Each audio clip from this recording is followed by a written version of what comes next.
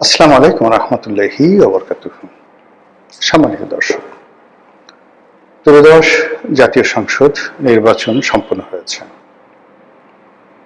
বিশাল ভোটের ব্যবধানে এবং বিপুল সংখ্যাগরিষ্ঠতা নিয়ে বিএনপি সরকার গঠন করেছে। সংসদে তাদের আধিপত্য থাকবে অনেক অনেক বেশি এবং সারা বাংলাদেশে যেভাবে তারা জয়লাভ করেছে, এতে করে পথে ঘাটে মাঠে তাদের আধিপত্য থাকবে আওয়ামী লীগ জমানায় ছাত্রলীগ যুবলীগ আওয়ামী লীগের চাইতে অনেক অনেক বেশি।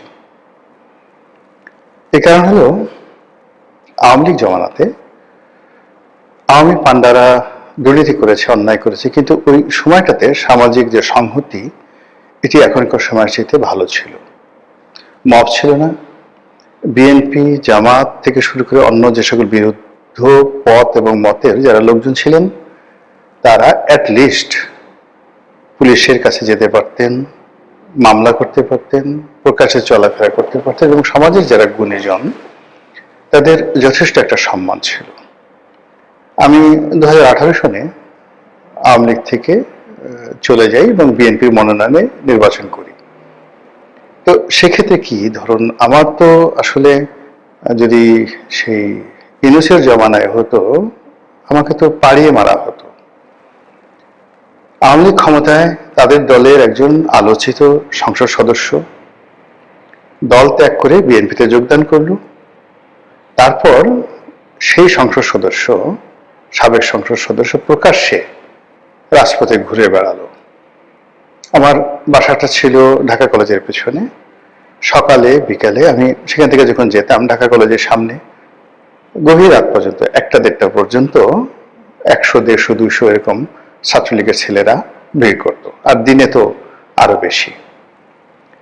কিন্তু কখনো ছাত্রলীগের, যুবলীগের বা আওয়ামী লীগের কোনো মানুষ আমার দিকে ওই জমানাতে চোখ বাঁকা করে তাকায়নি, একটি অশ্লীল শব্দ উচ্চারণ করেনি এবং আমাকে কখনো আওয়ামী লীগ জমানাতে মোবাইলে টেলিফোন করে কোনো একজন মানুষ দলকে সমালোচনা করার জন্য, আমি তো ওই সময়টাতে শেখ হাসিনা থেকে শুরু করে দলের প্রায় সবাইকে নির্মম নিষ্ঠুরভাবে সমালোচনা করেছি।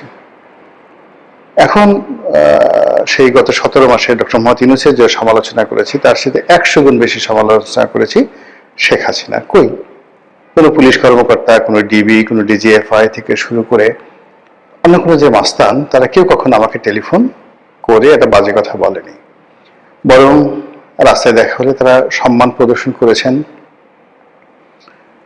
তারপর সাহায্য করার জন্য এগিয়ে এসেছেন। এবং আরো অবাক করার ব্যাপার হলো যে সরকারি অফিসগুলোতে যদি কোনো কাজের জন্য আমি যেতাম, ফোন করতাম নিজের জন্য বা অন্য কারোর জন্য, মানে এতটা সাহায্য এবং সহযোগিতা পেতাম যেটি কল্পনা করা যায় না। কেন হতো, কি হতো আমি জানি না।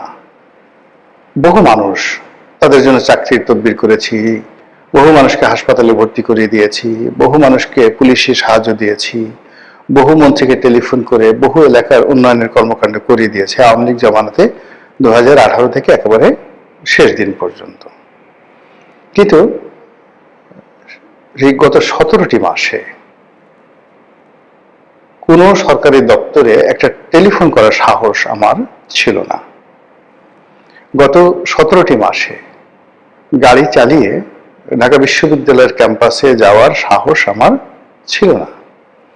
এমনকি রিকশায় করে হেঁটে কোনোদিন বিশ্ববিদ্যালয় ক্যাম্পাসে আমি যাইনি গত 17 মাসে। অথচ যেদিন শেখ হাসিনাকে গালাগাল করতাম, যেদিন স্বরাষ্ট্রমন্ত্রীকে গালাগাল করতাম, সেই দিন এমনও গেছে পকেটে 4-5 লাখ টাকা ওই শেষ বিকেলে কালেকশন ব্যাংকে জমা দিতে পারিনি, সেই 4-5 লাখ টাকার একটা ব্যাগ হাতে, তো সবসময় ঘড়ি থাকে, মোবাইল থাকে, 2টো মোবাইল থাকে, মানে আমাকে ছিনতাই করলে যে কোনো সময় 10-12 লাখ টাকা হয়তো ওই সময় পাওয়া যেত।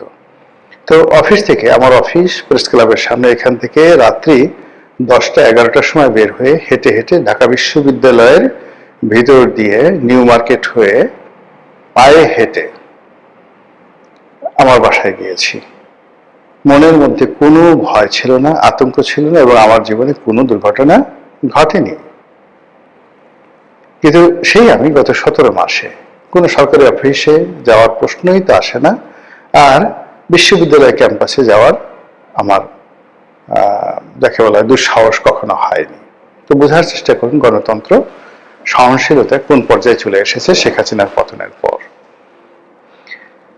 এরপর থানা পুলিশকে কি ফোন করব? পুলিশের যে সকল কর্মকর্তাদের সঙ্গে পরিচয় ছিল, সেই জুলাই আগস্ট গণ অভ্যুত্থানের পরে বহু পুলিশ কর্মকর্তা, অনেকে চাকরি হারিয়েছেন, অনেকে জেলে গেছেন, অনেকে পালিয়ে বেড়াচ্ছেন।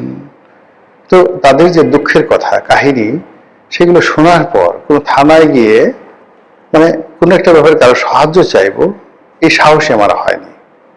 বরং আমার কাছে যারা পুলিশি সহযোগিতার জন্য বিভিন্ন সময় সুপারিশ করেছেন, আমি বলেছি যে আরে বাবা, পুলিশই তো বাঁচছে না এখন, পুলিশই তো বিভিন্ন মানুষের সাহায্যের জন্য তারা দাঁড়ে দাঁড়িয়ে ঘুরে বেড়াচ্ছে, বাধ্য এই সমস্ত ব্যাপার মিনিমাইজ করে সবকিছু। তো এই যে একটা মানে ট্রেন্ড গত 17 মাসে চালু হয়েছে, এটি বিএনপি ক্ষমতা গ্রহণের পর রাতারাতি চলে যাবে এটা আমার মনে হচ্ছে না। বরং গত 17 মাসে যে সকল বিশৃঙ্খলা হয়েছে আর্থিক খাতে, তারপর আন্ডারওয়ার্ল্ডে, ব্যবসা বাণিজ্যে, বিশেষ করে 2 নম্বরই ব্যবসা বাণিজ্যে, টেন্ডারবাজিতে, এর প্রায় 99% কাজই বিএনপির লোকজন করেছে। সিটি কর্পোরেশনের টেন্ডার, সিটি কর্পোরেশনগুলোর ময়লার কাজ, পাড়া মহল্লার ডিশ ব্যবসা, ফুটপাতের চাঁদাবাজি, দখল বাণিজ্য, এরপরে আওয়ামী লীগের বিভিন্ন সহায় সম্পত্তি দখল করে সেগুলো আত্মসাৎ করার যে চেষ্টা, আওয়ামী লীগের নেতাদের বিরুদ্ধে, জাতীয় পার্টির নেতাদের বিরুদ্ধে একের পর এক উপর্যুপরি মামলা দিয়ে শত শত হাজার হাজার কোটি টাকা লোপাট করার যে অভিযোগ, কাদের বিরুদ্ধে? জামাতের বিরুদ্ধে, এনসিপির বিরুদ্ধে, নাকি চরমোনাইয়ের পীর সাহেবের বিরুদ্ধে? আল্লাহর ওয়াস্তে একটু বুকে হাত দিয়ে বলুন তো কাদের বিরুদ্ধে? এখন যারা এই ধরনের কাজকর্ম করেছেন, প্রায় তাদের সবার মধ্যে একটা ভয় ছিল যে জামাত ক্ষমতায় চলে আসবে। কেন আসবে? এর কারণ হলো জামাত সততার প্রচার করছে, জান্নাতের টিকিটের কথা বলছে, তারপর তাদের যে রাজনৈতিক প্রতিপক্ষ তাদের দুর্নীতি, অনিয়ম, এসকল কথাবার্তা তারা বলছে। তো কাজেই জনগণ হয়তো জামাতকে ভোট দিয়ে দেবে।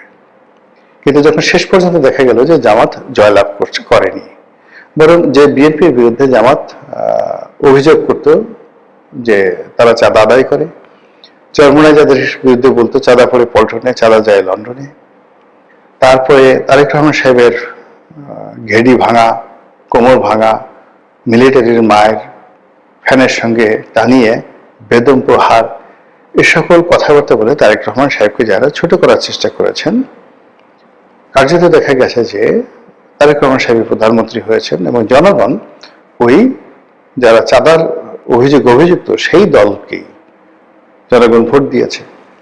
ফলে যারা চাঁদাবাজ, দখলবাজ, মামলাবাজ, গত 17 মাসে নবরূপে যারা যাকে বলা হয় অভিষিক্ত হয়েছেন, নবরূপে যারা ক্ষমতায় ফিরে এসেছেন, তারা চিন্তা করবেন যে আমাদের তো জনগণ ভালোবাসে। যদি চাঁদাবাজি অন্যায় হতো, দখলবাজি অন্যায় হতো, তাহলে তো লোকজন আমাদেরকে ভোট দিত না। যেহেতু লোকজন আমাকে ভোট দিয়েছে, ইট মিনস এটা বৈধ। এই বাংলাদেশে এটা আমাদের অধিকার, এটা আমাদের মানবাধিকার, এটা আমাদের রাজনৈতিক অধিকার। কাজেই আমরা চাঁদাবাজি করব, সিরিয়াসলি চাঁদাবাজি করবো, যে যাই বলুক না কেন। এ কারণ হলো তাদের যারা প্রতিপক্ষ তারা তো চাঁদাবাজিকে মেইন ইস্যু করে নানাভাবে তারা প্রচার চালিয়েছে, প্রোপাগান্ডা চালিয়েছে, কিন্তু জনগণ তো রেসপন্ড করেনি। তো জনগণ যেহেতু রেসপন্ড করেনি, কাজে আমরা অবশ্যই চাঁদাবাজি করব। তো এদের সংখ্যা কত হবে? 10 লাখ, 20 লাখ, 50 লাখ, যারা এই যে বিএনপির ক্ষমতার কালে নিজেদেরকে ভীষণ রকম বেপরোয়া, ভীষণ রকম শক্তিশালী, ভীষণ রকম যাকে বলা হয় যুদ্ধমদেহী বানিয়ে ফেলেছেন। তারা যদি আগামীতে এই যে সকল চাঁদাবাজি কর্মকাণ্ড সেইগুলোর পরিমাণ বাড়িয়ে দেন, জনগণের উপর অত্যাচার বাড়িয়ে দেন, আত্মবিশ্বাসে অতিরিক্ত বিজয়ের আনন্দে, তাহলে সকল দায় দায়িত্ব এসে জনাব তারেক রহমান সাহেবের ঘাড়ে উঠবে। এবং 2001 থেকে 2006 সনে হাওয়া ভবন মূলত যে কাজটি করার চেষ্টা করেছিল ইতিবাচকতা, রাজাকারদেরও তো একটা ভালো উদ্দেশ্য ছিল, আলবদরদের একটা ভালো উদ্দেশ্য ছিল, কিন্তু আলবদর সদস্য, রাজাকার বাহিনীর যারা সদস্য, তাদের নানা অপকর্মের কারণে এই দুটো বাহিনীর প্রচুর বদনাম হয়ে যায়, ইতিহাসে অভিশপ্ত হয়। তদু হাওয়া ভবন মূলত বিএনপির একটা গবেষণা সেল ছিল। সেখানে বসে তারা চিন্তা করত কি করে রাজনীতি করা যায়। সেখানে তারা বিভিন্ন তথ্য উপাত্ত দিয়ে বিভিন্ন পলিটিক্যাল তারা এজেন্ডা তৈরি করত, প্রতিপক্ষকে ঘায়ল করার জন্য রাজনীতির ন্যারেটিভ তৈরি করত।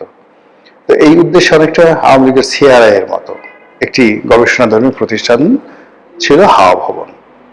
কিন্তু সেই হাওয়া ভবনে কি করে ট্যাক্স ঢুকে পড়লো, কি করে ট্যাক্সি ঢুকে পড়লো, কি করে কন্ট্রাক্টরে ঢুকে পড়লো, কমিশন বাণিজ্য থেকে শুরু করে সব কিছু একত্র হয়ে হাওয়া ভবনকে মানুষের নিকট রীতিমতো একটি জীবন্ত জ্বলন্ত আগ্নেয়গিরির লাভা বা জ্বালামুখ রূপে জাতির উপর চাপিয়ে দেওয়া হলো। ফলে কি হলো, জনাব তারেক রহমান সাহেব এত সুন্দর সুন্দর চিন্তা করলেন, ওখানে বসে এত ভালো ভালো কাজ করার চেষ্টা করলেন, তার একটিও তার কাজে এলো না। বরং তিনি সারা দেশে মিস্টার 10% হিসাবে পরিচিত হলেন, এবং এটা আর মুছা গেল না।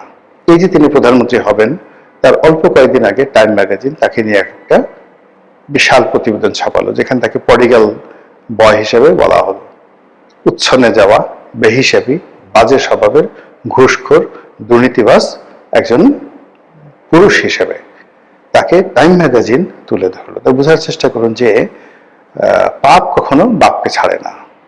অন্যের পাপ মানে আপনি কিচ্ছু করেন নাই, একেবারে নিরপরাধ, কিন্তু আপনার আশেপাশে যারা লোকজন রয়েছেন তারা অন্যায় করেছে, সেই দায় আপনি এড়াতে পারেন না। তো বিগত দিনে সেই দায় যদি এখনো তারেক রহমান সাহেবকে তাড়া করে, এবং বিগত দিনে যে নেতাকর্মীদের দাপট ছিল, শক্তি ছিল, অভাব ছিল, অভিযোগ ছিল, সেটি এই জমানাতে এসে এত ডিজিটালাইজড হয়ে গেছে, এবং এর সঙ্গে আর্টিফিশিয়াল ইন্টেলিজেন্স যুক্ত হয়েছে, এবং গত 17 বছরে তাদের যে না পাওয়ার বেদনা, না খাওয়ার বেদনা, সবগুলো একত্রে সুদে আসলে যোগ হয়ে যেভাবে এই সময়টিতে